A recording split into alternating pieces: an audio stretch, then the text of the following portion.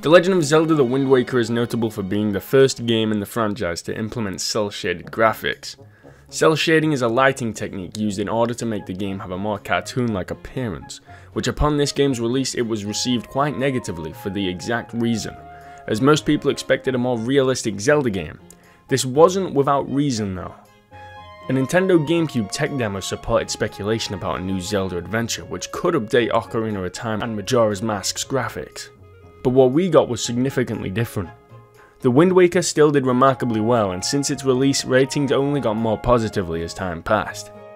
The Wind Waker was released by December 2002 in Japan, in North America by March 2003, and finally in Europe on May 2003. The title screen in The Wind Waker is quite a bit like Majora's Mask. Besides the fact that they are both very iconic, have a beautiful piece of music in the background and are visually pleasing to look at, they both show off the world that the games take place in. The introduction in The Wind Waker presents a peaceful and pleasant feeling which opposes the feeling that Majora's Mask gives. However, it sets up the game so perfectly, it immediately gives you a pretty good idea of what you're in for. The game begins with a retelling of Ocarina of Time. This is as it is seen as a legend amongst the people of the Great Sea. According to this legend, there was once a prosperous kingdom in which the all-powerful golden power was present. But then a great evil found and exploited this hidden power in order to spread darkness until a young boy, the hero of time, sealed this evil away with the blade of evil's bane. The once sealed evil began a slow return, but the hero however never reappeared. The people who populate the Great Sea do not know what became of this kingdom, but they are to believe that a hero will come and take end to this evil. Upon this narration's end, the focus is then put onto our main character in the Wind Waker, Toon Link. This form of Link lives on Outset Island alongside his grandma and sister, and it appears that this supposed day is his birthday, so from his grandma he receives the hero's tunic and his sister the telescope. We use the telescope as soon as we get it, and it's really the only time we use it. It is used to see a bird who approaches the island grasping onto a girl whilst being tracked down by pirates. The pirates hit the bird and the girl gets dropped. It's our job to go retrieve the girl and make sure that she's okay. The girl we rescue at the forest is called Tetra. She's the captain of the pirates, and once we exit the forest we see our sister who shortly gets mistaken as Tetra, and with that, she gets kidnapped by the bird, and at Link's request, the pirates help take us to the location of his sister, the Forsaken Fortress. We fail to retrieve her, get launched into the sea, saved by a boat who becomes this game's main companion, collect 3 main stones like in Ocarina of Time, get the Master Sword, then we're on our way to ruin Ganon's plans. I love The Legend of Zelda: The Wind Waker. This game is beautiful, and its cartoony style is like no other game I've ever seen. The sounds, visual effects and music are really good.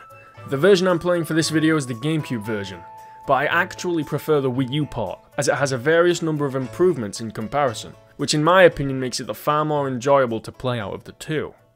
The remake uses the gamepad to switch items on the fly instead of pausing to move the items. It also allows you to check the map while sailing, which makes sailing far less tedious. On topic of the sailing, the Swift Sail was introduced, and as well as making the sailing quicker, it also changes the wind direction to the area Link faces. And not only that, but they also implement the D-pad very well, and the sail no longer needs to be equipped, as it can be brought out with the A button. You can move around whilst on the grappling hook instead of needing to stop and move, and the picture box has more picture space. There's also a hero mode, the graphics are slightly more modernized as well as the inclusion of a 1080p widescreen, and finally the songs in The Wind Waker will tend to be performed more than once, so the second performance won't play the song back to you. This is a great addition, and in fact was something that was lacking in Majora's Mask, and its remake, making the climb to Stone Tower very annoying.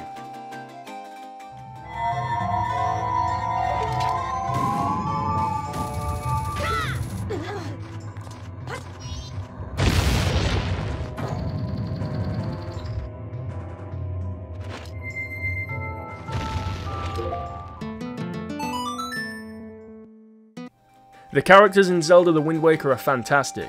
The art style is used to promote a far more effective and vibrant mood, and the expression and body language that Link and the NPCs have are very fresh. From characters not being very moving in the previous games, to characters now being very expressive and emotive. The dungeons in The Wind Waker are great. I genuinely love them all in this game. However, I don't think the quote-unquote first dungeon is the Forsaken Fortress. It seems more like a mini dungeon, sort of like the bottom of the well from Ocarina of Time, or like the Pirate's Fortress in Majora's Mask. Dragon Roost Cavern is the first dungeon in the Wind Waker, in my opinion, and I really enjoy this dungeon. It's quite linear in comparison to the others, as it just involves continuously moving forward until you end up at the start again, where there was a locked door. It was a typical first enjoyable temple. The Forbidden Woods is again another temple with relatively easy puzzles. I only got lost when it came to getting to the underground part of the temple, where you are required to cut the supports from on top of a platform which then passes you through the floor.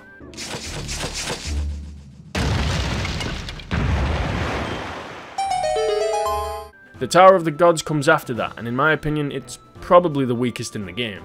Having to cruise on the boat is very annoying and very slow. But the puzzles in this dungeon are very good, and later on in the dungeon it relies quite heavily on the command melody, a newly learnt Wind Waker song which allows Link to control certain things like the statue or medley for example. Fire and ice arrows need to be acquired from Mother and Child Isle, and they are used to freeze or burn the opposing element in the required islands. In turn this gets you the item that is held on the certain island. The Fire Mountain holds the bracelet, and the Ice Ring holds the iron boots. These items are needed to get into both the Wind and Earth Temple. The Earth Temple was a very enjoyable experience for me. I didn't necessarily get stuck at any point, and the puzzles were good and rather easy to figure out. The only annoyance was continuously playing the command melody in order to control medley. The Wind Temple had some great puzzles, and the enemies in this dungeon are great. Both the mix of Dark Nuts and Wizrobes really make the combat quite exciting here. My only problem with this dungeon, however, is I find Makar quite annoying to control. And like in true Zelda fashion, there is an item in each dungeon, with the item either being a reoccurring entry from the Zelda franchise or something entirely new. The Wind Waker has an incredibly tedious side quest in form of a trading side quest, which I very much dislike trading missions. The only Zelda trading sequence I enjoyed was the Biggoron sword, but that's because it actually gives you an item that was well worth it, and all you get for this side quest is magic armor, which drains either magic on the GameCube edition, or in the HD remake, it drains rupees.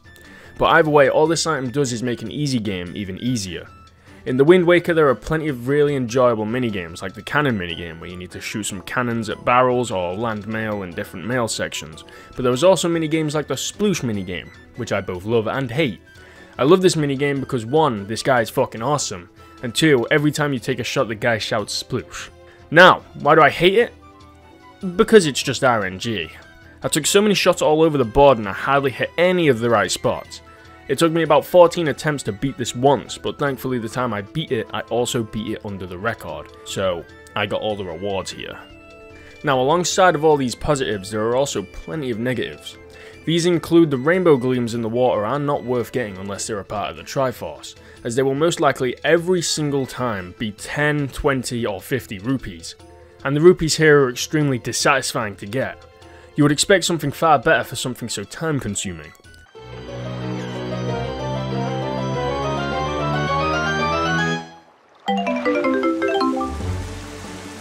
Obviously, I've already explained that I didn't too much enjoy the trading side quest, but I also don't enjoy the puzzle minigame at the cabana, which thankfully can be skipped as it only gives you rupees, making this yet again another waste of time.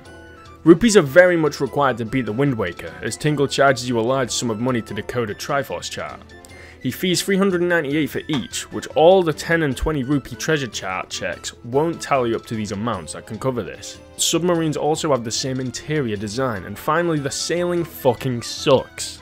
Not only is it bad in the GameCube version, but it's also bad in the HD remake, which has a quicker sail and plenty of tweaks which are implemented to make the game far less frustrating, so you can only imagine how bad the original is on this front.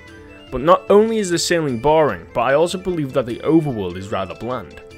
Yes, there is at least one area in every single square of the map, and there are places like Windfall, Dragon Roost and Outset that are amazing and have plenty of things going for them, but I still think that there's a lot of empty areas on this map.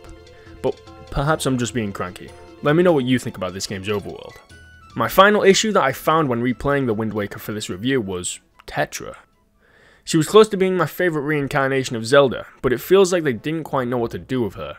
This issue pops up during the middle of the game where Tetra is first found out to be Princess Zelda. What a twist, by the way, holy hell. But anyway, Tetra is an extremely sassy character in this Zelda game.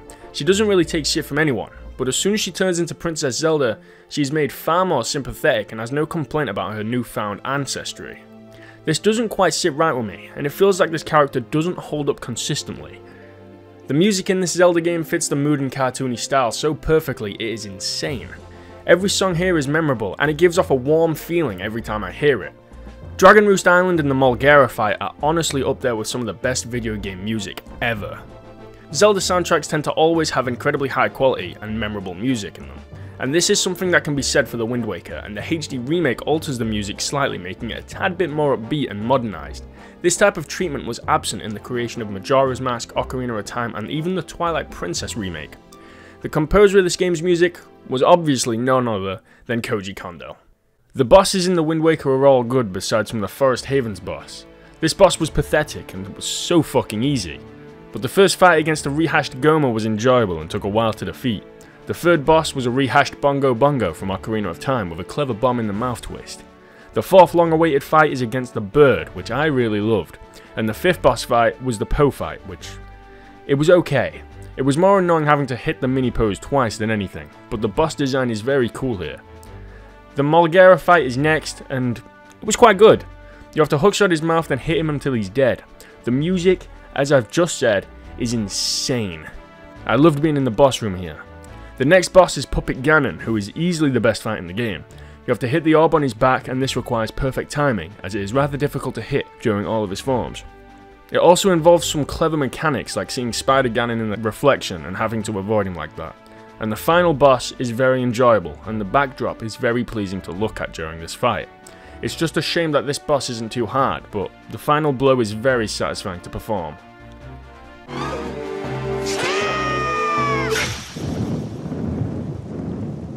My final rating for The Legend of Zelda The Wind Waker is a 9 out of 10. It's a remarkable game even with its issues, and for anyone who hasn't played a Zelda game, this game is probably the first one to start on. Sure, it isn't canonically the first in the timeline, but it is quite easy for beginning players, and the graphics simply make this game so very pleasing to look at. And the cartoon style will make it a game that's graphics will never appear outdated. The game also has its own randomizer you can find online. But, I hope you enjoyed this video, and the next video is Resident Evil 4, so bye.